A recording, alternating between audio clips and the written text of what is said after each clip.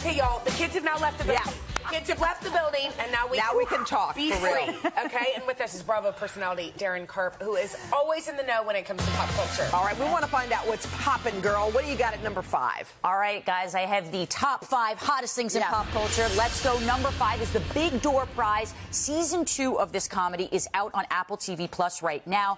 This comes from the writers of Schitt's Creek, which is one of my favorite shows. You can only say it once. Yes, that's right. Yeah, it's based on Emma Walsh's novel, where the residents of a small town grapple with the appearance of a mysterious morpho machine that predicts people's future potentials. And this season, folks are preparing for the mysterious next stage.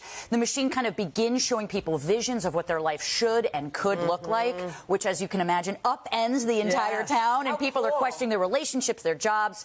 It just leaves everything on the table. Let's take a look.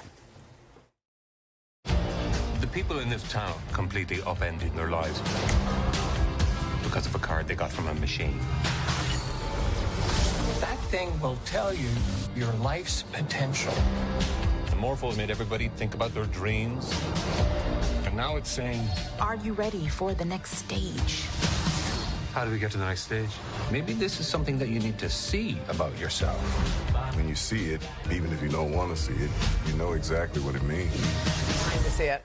I want to see that immediately. It's really good, and it makes you think. Dark humor, or what's the vibe? It's lighter. It's lighter. Schitt's Creek writer. It's got some good vibes. I like Stars that. Chris O'Dowd and Gabrielle Dennis in 10 episodes. All right, good. Okay, tell us what's popping at number 4. Yeah, number 4 is Jonathan Haidt's newest book, The Anxious Generation. We were just talking about this. It's a New York Times bestseller. It's a must-read for Gen Z and younger, especially their parents. Now, Haidt is a social psychologist from NYU. He's written some of my favorite books, Happiness Hypothesis, Coddling of the American Mind.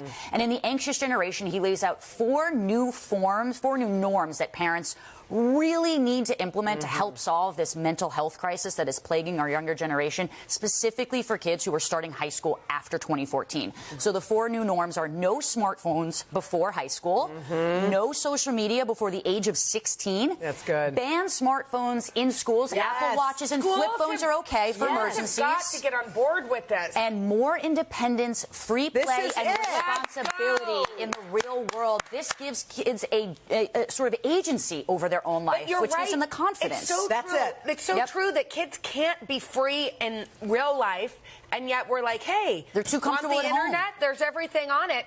We'll give it to you at age 10. 4 new norms. Those are the 4. Those are the 4. And parents need to implement it because it starts from there. All right, give us number 3. Yeah, number 3. Okay, the Jinx documentary Part 2 is out now. So if you remember the Jinx documentary from 2015, which followed real estate heir and now convicted murderer Robert Durst, blew me away. It had one of the best finales and hot mic moments in the history of television.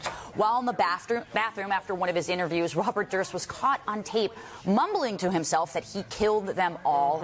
And Durst ended up being arrested for the first-degree murder charges of his best friend, Susan Berman, the day after the finale premiered, after it aired. So HBO has now released Part 2. It's 4 episodes every Sunday with the same crew from the original that follows since those 8 years since the last documentary. Obviously, Robert Durst has passed away since then, but it's incredible. Take a look. When you have a whole lot of money, people are willing to do things for you because they think some of that money might go their way. Everybody's going to work together to get me out of here. You don't kill 3 people over 30 years and get away with it in a vacuum. What do you do when your best friend kills your other best friend? God. It's dark, but it's incredible to watch. All right. That hot mic moment. Take us to number 2.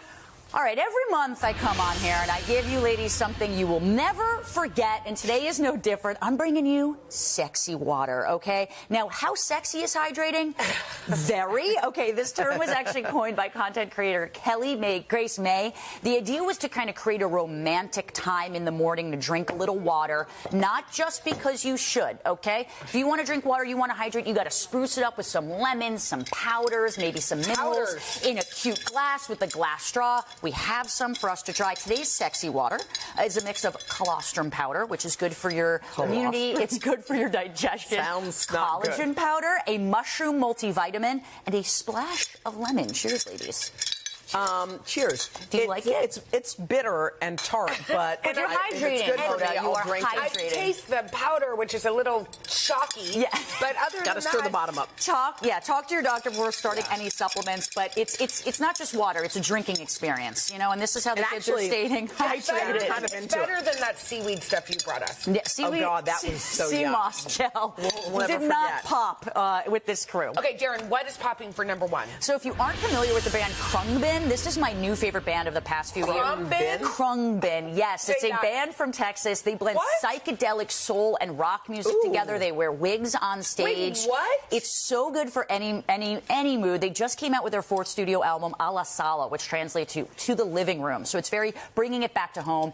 It's a beautiful, airy album that I actually use to meditate with. Oh, good. Check it out. Do They're they ever great. have vocals, or it's just this? Very rarely, but they do have some vocal tracks, especially on their last album, which was one of my favorites. And where are they from in Texas? Houston, Texas. Girl, you know everything. By the way, I was just thinking while you were in the middle of your popping that you're so good She's our at favorite. what you do. You're It's literally like, our favorite. Yeah, great I mean, job. don't tell anybody No, else. this is not public, right? No, We're not we on love air right you. now. We love you,